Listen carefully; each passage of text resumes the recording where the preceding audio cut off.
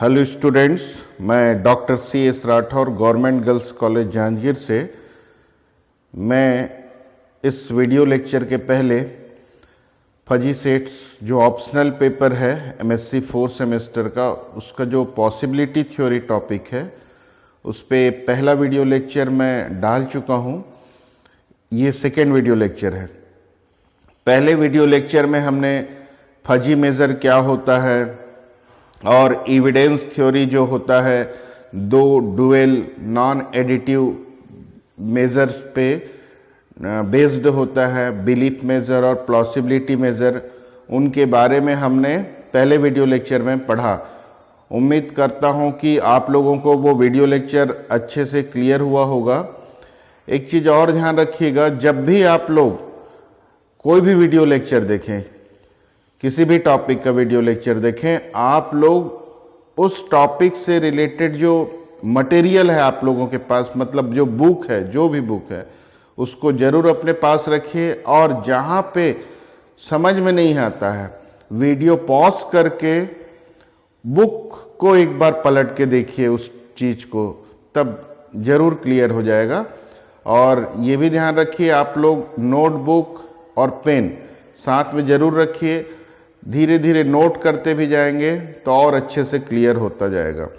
तो चलिए, इस वीडियो लेक्चर में हम बिलीफ मेजर, प्लॉसिबिलिटी मेजर के बीच रिलेशन और एक नया बेसिक प्रोबेबिलिटी असाइनमेंट, एक टर्म्स एविडेंस थ्योरी में आएगा, उसके बारे में पढ़ेंगे। और बेसिक प्रोबेबिलिटी असाइनमेंट से हम बिलीफ मेजर और प्लॉसिबिलिटी मेजर कैसे ऑब्टेन करेंगे, उसके बारे में भी हम इस वीडियो लेक्चर में देखेंगे। और उसके बाद उस पे प्रैक्टिकल प्रॉब्लम देखेंगे कि कैसे हम असाइनमेंट से बिलीफ मेजर, प्रोबेबिलिटी मेजर ये सब निकालते हैं। तो चलिए देखते हैं। जैसा कि मैं पहले वीडियो लेक्चर में बिलीफ मेजर और बिलीफ मेजर और प्लॉसिबिलिटी मेजर के बारे में मैं बता चुका हूं, तो उसी एविडेंस थ्योरी में एक नया टर्म आएगा, बेसिक प्रोबेबिलिटी असाइनमेंट। तो ये बेसिक प्रोबेबिलिटी असाइनमेंट क्या होता है? ये भी एक फंक्शन होता है, power set of x2 closed interval 0 1। और ये फंक्शन क्या करता है? दो कंडीशन को सेटिस्फाई करता है। Basic probability assignment of phi null set equal to 0 and sum of basic assignment of elements of px equal to 1। मतलब ये हुआ कि x के जितने भी, px मतलब x के सबसेट्स का कलेक्शन, मतलब x के जितने भी सबसेट्स हैं उन सब के असाइनमेंट को अगर सम करें तो इक्वल टू 1 आता है। तो ये जो m है, जिसको हम बेसिक प्रोबेबिलिटी असाइनमेंट बोलते हैं, वो दो कंडीशन को सेटिस्फाई करता है। अब हम इसी बेसिक प्रोबेबिलिटी असाइनमेंट से बिलीफ मेजर और प्लॉसिबिलिटी मेजर भी फाइंड कर सकते हैं इस फार्मूला के द्वारा। देखिए कैसे। बेल ऑफ ए, कोई भी px का एक मेंबर है, उसका हमको बिलीफ मेजर निकालना है, तो ये किसके इक्वल होता है? जिसका भी बिलीफ मेजर निकालना है उसके जितने भी सबसेट्स हों, जिसका भी बिलीफ मेजर निकालना है उसके जितने भी सबसेट्स होते हैं, उन सब के बेसिक प्रोबेबिलिटी असाइनमेंट का सम लें तो वो उसके बिलीफ मेजर के इक्वल होता है। तो ये हो गया बिलीफ मेजर ऑब्टेन करना बाय बेसिक प्रोबेबिलिटी असाइनमेंट। अब प्लॉसिबिलिटी मेजर कैसे ऑब्टेन करते हैं? अगर हमको किसी सेट ए का प्लॉसिबिलिटी मेजर निकालना है, तो ए के साथ कौन कौन से सेट का इंटरसेक्शन नॉन एम्प्टी आ रहा है ये देखेंगे। ए के साथ कौन कौन से ऐसे सेट है जिनका इंटरसेक्शन लेने से नॉन एम्प्टी आ रहा है, ऐसे सारे सेट्स का हम बेसिक प्रोबेबिलिटी असाइनमेंट लेके उसका सम करेंगे तो प्लॉसिबिलिटी मेजर आ जाएगा। तो ये है बेसिक प्रोबेबिलिटी असाइनमेंट एम से बेल और प्लॉसिबिलिटी निकालने का तरीका। अब हम इसको उल्टा भी कर सकते हैं, मतलब अब अगर हमको बेल पता हो, बिलीफ मेजर पता हो, तो बेसिक प्रोबेबिलिटी असाइनमेंट भी निकाल सकते हैं। तो कैसे निकाल सकते हैं? मान लीजिए हमको किसी सेट ए का बेसिक प्रोबेबिलिटी असाइनमेंट निकालना है, तो क्या करेंगे? जो भी ए के सबसेट्स हैं, जो भी ए के सबसेट्स हैं उनका बेल मेजर लेंगे और इनटू में -1 to the power mod A minus B. Mod A minus B यानी दो सेट का डिफरेंस, दो सेट के डिफरेंस ए में से जो उसका सबसेट है उसको माइनस करेंगे। माइनस करने के बाद जो सेट तैयार होगा उसमें कितने एलिमेंट्स हैं वो यहां पर -1 की पावर में आएगा। मॉड मतलब cardinality of A minus B. तो ए में से बी के एलिमेंट्स को माइनस करने के बाद जितने नंबर ऑफ एलिमेंट्स बचते हैं, मान लीजिए 3 एलिमेंट बचते हैं, तो -1 to the power 3 into bel B होगा। और अगर इसमें 4 एलिमेंट बचते हैं तो -1 to the power 4 into bel B होगा। तो ये है बेलिप मेजर से बेसिक प्रोबेबिलिटी असाइनमेंट निकालना। तो अब हम क्या क्या जान चुके कि बेसिक प्रोबेबिलिटी असाइनमेंट से बेल मेजर निकालना और प्लॉसिबिलिटी मेजर निकालना, और दूसरा क्या जाना कि बेल मेजर से बेसिक प्रोबेबिलिटी असाइनमेंट फाइंड करना। अब देखते हैं फोकल एलिमेंट्स क्या होते हैं। तो फोकल एलिमेंट्स किसको बोलते हैं? जैसे मान लीजिए एम एक बेसिक प्रोबेबिलिटी असाइनमेंट है, तो पी एक्स के कोई भी मेंबर जिसका basic probability assignment strictly greater than 0 होता है, जिसका basic probability assignment strictly greater than 0 होता है, पी एक्स के ऐसे मेंबर ए को ही हम फोकल एलिमेंट बोलते हैं। तो फोकल एलिमेंट क्या हो गया? पी एक्स का ऐसा मेंबर, या बोले एक्स का ऐसा सबसेट, एक्स का ऐसा सबसेट जिसका basic assignment strictly greater than 0 हो, उसको फोकल एलिमेंट बोलते हैं। और जितने भी फोकल एलिमेंट्स होंगे किसके? एम के जितने भी फोकल एलिमेंट्स होंगे उनका एक कलेक्शन उसको एफ से डिनोट कर देते हैं, सेट ऑफ फोकल एलिमेंट्स बोल सकते हैं। तो जो भी एम के रिस्पेक्ट में फोकल एलिमेंट्स होंगे उनका एक कलेक्शन हो गया, सेट ऑफ फोकल एलिमेंट्स। तब इस पेयर एफ एम को, एफ क्या है? एम के रिस्पेक्ट में फोकल एलिमेंट्स का कलेक्शन। तो ये जो पेयर है एफ एम, इसी को बोलते हैं body of evidence, body of evidence बोलते हैं। अब देखते हैं टोटल इग्नोरेंस क्या होता है। हम टोटल इग्नोरेंस को कैसे एक्सप्रेस करेंगे in the terms of basic assignment? तो कैसे एक्सप्रेस करते हैं? M of universal set X equal to A 1, मतलब एक्स का बेसिक असाइनमेंट 1 होगा और एक्स के अलावा जितने भी सबसेट्स हैं, मतलब जो ए के इक्वल नहीं है ना, एक्स के और बाकी सबसेट्स, उनका असाइनमेंट 0 होगा। तो ये कैसे टोटल इग्नोरेंस को एक्सप्रेस करता है? देखिए, एम एक्स इक्वल टू 1, मतलब कोई भी एलिमेंट लेंगे वो यूनिवर्सल सेट में डेफिनेटली मिलता है, वो तो है ये। We know that the element is in the universal set, माने जो भी एलिमेंट है वो यूनिवर्सल सेट में होगा, but we have no evidence about its location in any subset of X. अब बाकी किस में मिलेगा? बाकी दूसरे सेट में मिलेगा, इसके बारे में हमारे पास कोई एविडेंस नहीं है, इसलिए इसका असाइनमेंट 0। इसी को बोलते हैं टोटल इग्नोरेंस। मतलब टोटल इग्नोरेंस को एक्सप्रेस करना है असाइनमेंट के फॉर्म में, तो ये है उसका तरीका एक्सप्रेस करने का। अगर बेल मेजर के फॉर्म में एक्सप्रेस करना है टोटल इग्नोरेंस को, तो ये है bel of X equal to 1 and bel A equal to 0 for all A is not equal to X. Same यही तरीका बेल में भी है, लेकिन प्लॉसिबिलिटी मेजर में अलग हो जाता है। Plausibility of phi equal to 0 and plausibility of A equal to 1 for all A not equal to 5। तो ये टोटल इग्नोरेंस को basic assignment M, bel measure bel और प्लॉसिबिलिटी मेजर के फॉर्म में एक्सप्रेस करने का तरीका हो गया। अब देखते हैं Dempster's rule of combined evidence.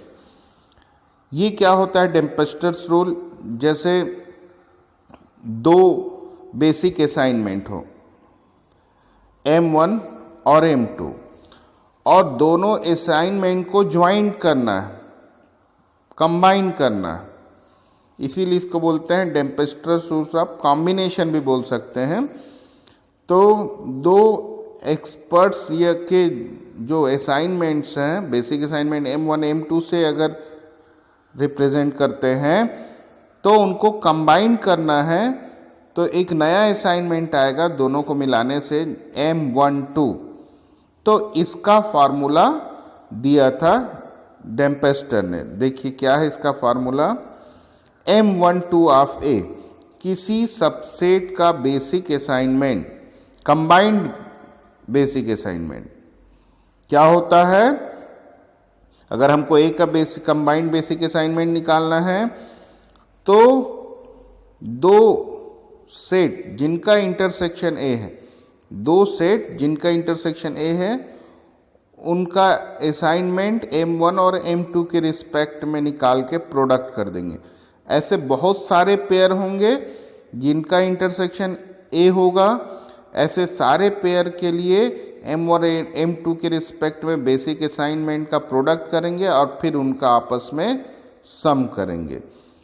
ये न्यूमरेटर में रहेगा और डिनोमिनेटर में 1 माइनस k का मतलब है कि जिनका इंटरसेक्शन x के जिन सबसेट्स का इंटरसेक्शन आपस में डिसजॉइंट है, उनके असाइनमेंट के प्रोडक्ट का सम k होता है। जिनका जिनका इंटरसेक्शन फाई है, ऐसे पेयर के असाइनमेंट्स के प्रोडक्ट का सम k होता है, और उस k की वैल्यू को यहाँ पुट कर देंगे तो ये मिल जाएगा। यहाँ पर इंटरसेक्शन A होना चाहिए, यहाँ पर इंटरसेक्शन नल सेट होना चाहिए। तो ये है डेम्पेस्टर्स रूल ऑफ कॉम्बिनेशन। अब हम जितने भी अभी कॉन्सेप्ट पढ़े हैं उस पे बेस्ड एक प्रॉब्लम लेते हैं। तो अभी जितने कॉन्सेप्ट पढ़े हैं वो सब कॉन्सेप्ट से यहाँ पे क्वेश्चन सॉल्व होगा। पहला ये जो एग्जाम्पल है क्या बोल रहा है, assume that an old painting was discovered which strongly resembles painting by Raphael. Such a discovery is likely to generate various questions. इस पेंटिंग को देखने से कई क्वेश्चंस अराइज होते हैं।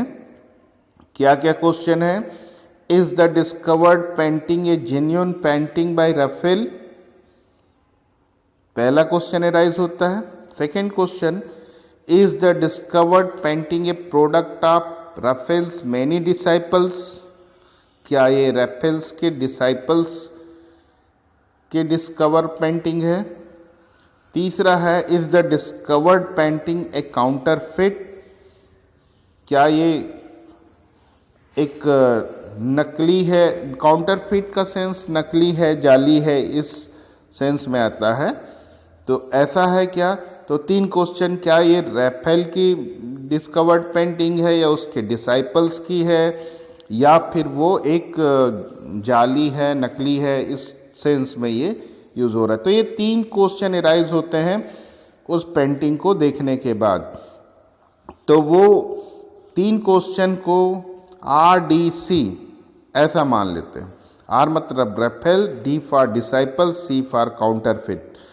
तो ये हो गए तीनों क्वेश्चन के लिए तीन सिंबल यूज कर लेते हैं सेट्स के लिए।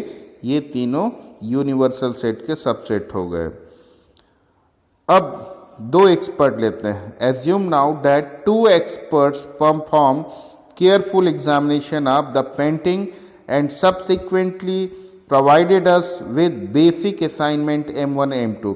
दो एक्सपर्ट्स हैं, वो एक्सपर्ट्स इनके क्या बोलते हैं, बेसिक असाइनमेंट को डिसाइड करते हैं, अपने अपने तरीके से देते हैं।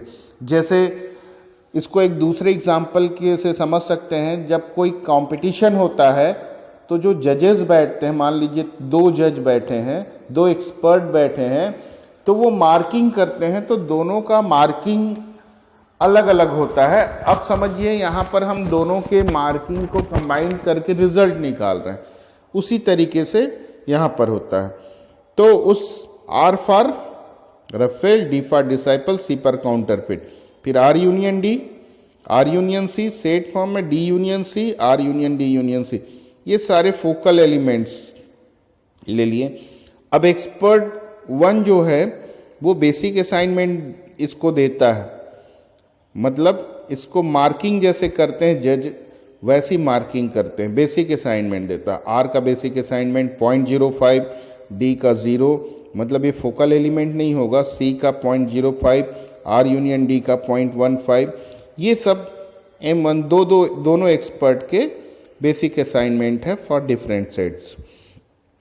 अब जो वहाँ डेफिनेशन दिए थे किसका, बेसिक असाइनमेंट का, तो उसमें 2 कंडीशन था कि कोई भी फंक्शन बेसिक असाइनमेंट कब कहलाता है, जब वो 2 कंडीशन सेटिस्फाई करता है। फाई का बेसिक असाइनमेंट 0 होगा, और दूसरा कंडीशन क्या था, जितने भी x के सबसेट्स हैं उन सब के असाइनमेंट का सम 1 होगा। तो उसको यहाँ पे हम वेरीफाई करके देख सकते हैं, जैसे पहले एक्सपर्ट का देखते हैं। पहले एक्सपर्ट की जो असाइनमेंट दिया है उसका टोटल सम 1 होता है कि नहीं, तो कैसे सम करेंगे, M1R plus M1D plus M1C plus M1R union D plus M1R union C plus M1D union C plus M1R union D union C, ये हो गया। अब इन सब वैल्यू को, क्या क्या वैल्यू, 0.05, 0.05, 0.15, 0.1, 0.05, 0.6, इन सब वैल्यू को पुट कर दिए और सम करते हैं तो 1 आता है। यही तो कंडीशन था, तो वेरीफाई हो गया, ये बेसिक असाइनमेंट है। दूसरे भी एक्सपर्ट का देख सकते हैं, M2R plus M2D plus M2C plus M2R union D plus M2R union C plus M2D union C plus M2R union D union C, इन सब वैल्यू को वहाँ पुट करके सम करेंगे तो इसकी भी वैल्यू 1 आएगी। वो तो आएगी क्योंकि बेसिक असाइनमेंट है और उसका एक कंडीशन था। तो हम वो जो पहला डेफिनेशन देखे थे उसको यहाँ वेरीफाई करके देख लिए। अब देखिए, मतलब ये एग्जाम्पल ऐसा है कि जो भी हम इस वीडियो लेक्चर में कॉन्सेप्ट देखें वो सब पॉइंट को कवर करता है। अब दूसरा हम देखे थे रिलेशन, कि बेसिक असाइनमेंट से हमको बिलीफ मेजर फाइंड करना है, तो कैसे फाइंड कर सकते हैं, उसके लिए फार्मूला हमने वहाँ देखा। अब उसी फार्मूला को अप्लाई करके हम सारे सेट्स का बिलीफ मेजर निकालेंगे। तो यहाँ पर हमारे पास 1 2 3 4 5 6 7 सेट्स हैं। सातों सेट्स का हम क्या निकालेंगे यहाँ पर, बिलीफ मेजर। तो पहला सेट उसमें से आर का बिलीफ मेजर, वो भी पहले एक्सपर्ट के रिस्पेक्ट में। तो कैसे निकालेंगे, फार्मूला क्या है, जिसका भी हमको बिलीफ मेजर निकालना है, ए का बिलीफ मेजर निकालना है, तो ए के सबसेट्स ढूंढेंगे, ए के जितने सबसेट्स हैं उनके असाइनमेंट का सम। तो हमको जैसे आर का बिलीफ मेजर निकालना है, तो आर के जितने सबसेट्स यहाँ पे हैं उन सब के बेसिक असाइनमेंट का सम लेते हैं। तो आर के कौन कौन से सबसेट हैं, यहाँ पे आर का सिर्फ आर ही सबसेट है, डी सी ये तो है ही नहीं।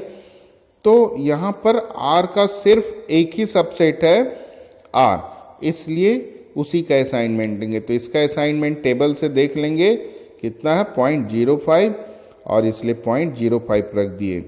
वैसे ही डी का निकालेंगे तो डी का एक ही सबसेट है और उसका असाइनमेंट 0 है, टेबल से देख लेंगे। सी का एक ही सबसेट है, उसका भी असाइनमेंट 0 है, इसलिए बिल सी 0 हो गया। अब हमको आर यूनियन डी का निकालना, तो ये देखते हैं आर यूनियन डी के कौन कौन से सबसेट। आर यूनियन डी का सबसेट आर भी होगा, डी भी होगा और आर यूनियन डी खुद भी होगा। तो आर यूनियन डी का जब निकालेंगे तो 3 सबसेट हो गए, आर डी और आर यूनियन डी। तो हम ध्यान रखिएगा, जिसका भी बेल मेजर निकालना है उनके सबसेट्स के असाइनमेंट का सम लेना है। इन सब की वैल्यू टेबल से पुट कर देंगे 0.2। ऐसी आर यूनियन सी के कौन कौन से सबसेट्स होंगे, आर सी और आर यूनियन सी, उनके भी असाइनमेंट का सम ले लिए। तो वैसे डी यूनियन सी के कौन कौन से subset, D C R D union C, इन सब की वैल्यू टेबल से देख के पुट कर दिए, तो इसका बिलीफ मेजर आ गया। ऐसे ही हमको R union D union C का बेल मेजर निकालना है, तो अब इसके कौन कौन से सबसेट्स हैं? आर भी सबसेट है, D C, R union D, R union C, D union C और R union D union C खुद। तो इन सब के असाइनमेंट का सम ले लेंगे।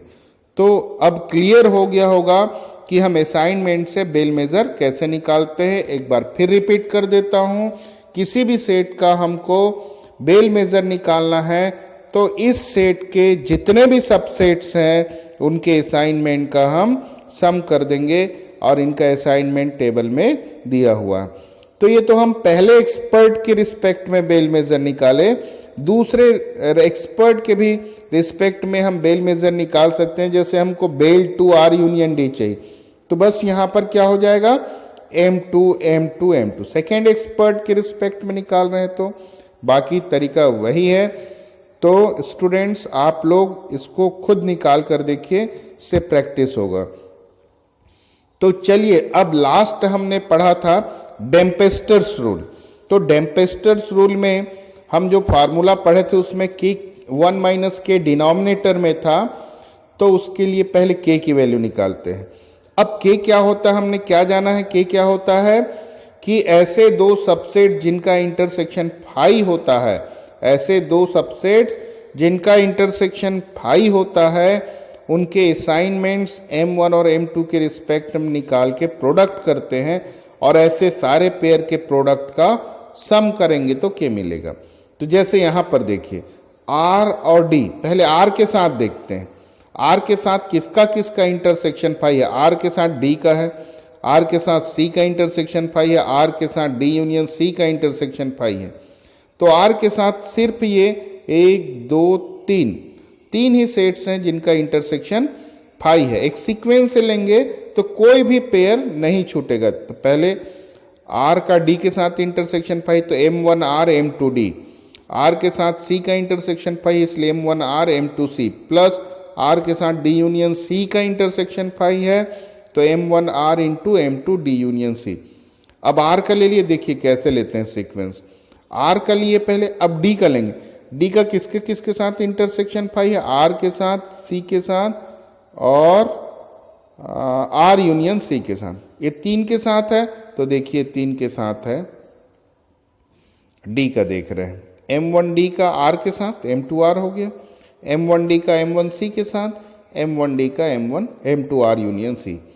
तो ये हो गया D का। अब D के बाद क्या है, C है, C का सब के साथ देखें, C का R के साथ फाई है इंटरसेक्शन, C का D के साथ इंटरसेक्शन फाई है, C और R यूनियन D का कोई भी कॉमन सेट नहीं है क्योंकि इसमें, तो ये इंटरसेक्शन फाई है। तो ये पेयर का प्रोडक्ट का सम ले लिए। फिर R यूनियन D आता है, पहले R के साथ देखे, फिर D के साथ देखे, फिर C के साथ, R D और उसके बाद C के बाद क्या आता है R यूनियन D।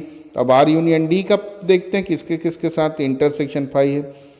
तो R यूनियन D का C के साथ इंटरसेक्शन फाई है, R यूनियन C का D के साथ, तो और वैसे ही D यूनियन C का R के साथ इंटरसेक्शन फाई है। तो इस प्रकार सारे पेयर्स को हम जिनका इंटरसेक्शन फाई है उनके असाइनमेंट के प्रोडक्ट का सम लेते हैं।